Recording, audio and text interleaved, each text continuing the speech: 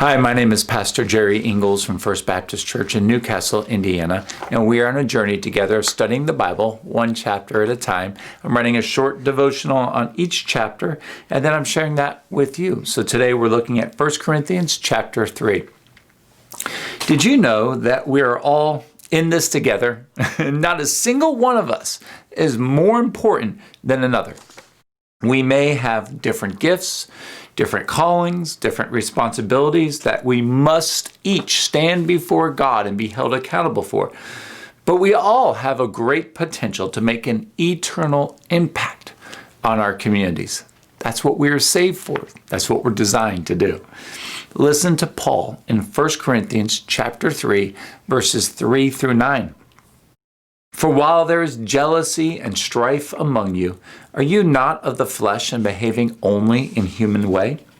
For when one says, I follow Paul, and another says, I follow Apollos, are you not being merely human?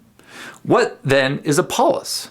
And what is Paul? Servants, through whom you believed, as the Lord assigned to each. I planted, Apollos watered, but God gave the growth. So neither he who plants nor he who waters is anything, but only God who gives the growth. He who plants and he who waters are one, and each will receive his wages according to his labor.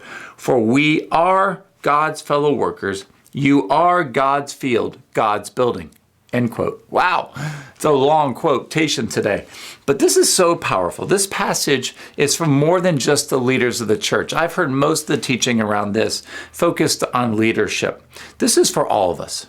It is always about God and what God is doing through his people. In fact, God made it so that his plan and his purposes would be fulfilled through his people. And leaders are an important part of that. But leaders, their job is not to do the work, but to equip the saints to do the work. And so we can't focus on the leaders. We got to focus on the people. Those are the ones that God designed to get the job done. We're called to be a unified body. We are God's fellow workers. This means we're called to follow the example of Jesus Christ.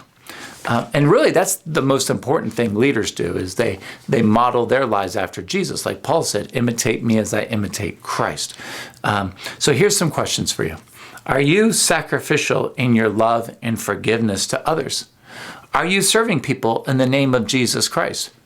Those are questions for every single person in the church. Seize the moment and walk in step with the Spirit, and you will find yourself in step with God's people.